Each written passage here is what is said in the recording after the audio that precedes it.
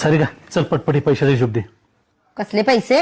अगं तुला दर महिन्याला 10,000 देतोय ना, ते कुठे खर्च होत्यात, किती वाजत्यात त्यात? काय वाचतात? सगळं खर्च होतात आणि हा मग त्याचा हिशोब दे. 1,000 रुपयाची बिस्शी भरती. तू नाही मी भरतोय. होय काय? एसीचा हप्ता 1,000 रुपये. ते माझ्या अकाउंट मधून कट होते.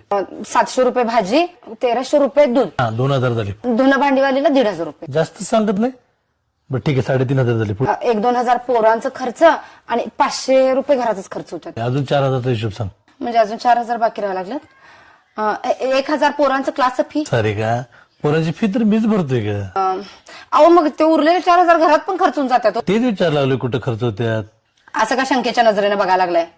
तुमच्या त्या काय 4,000 मी बंगला बांधणार आहे होय? दर महिन्याला काढून ठेवलेस ते पैसे आणून दे. जा झाले खर्च. जा जा जा घेऊन ये जा.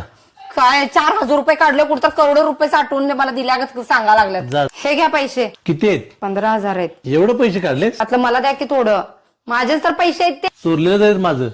ते जर पैसे चोरीचे असतील ना, मग तुमच्या घरात इथं धुणं भांडी लोटून फरशी सगळं स्वयंपाक बिपाक तुम्हाला करून घालते, मग त्याचा पण मला पगार देत जावा. लयशा आणेस. नाही मागणार मी इथनं पुढे पैसे. मला पण आहे सेल्फ रिस्पेक्ट. हे घे ठेव जा. कुठे गेला जा सेल्फ रिस्पेक्ट? सेल्फ रिस्पेक्टचा काय विषय आहे? आता तुमचे पैसे ते माझेच पैसे आहेत ना, आणि मी केवढं कष्टानं साठवलोय ते पैसे. माझा जीव मारून. आणि काय हो, मला परत हिशोब विचारायचा नाही काय? उरलेला पैसे काय मी नेऊन देतोय काय कुणाला? आपल्या घरासाठीच वापरतोय ना.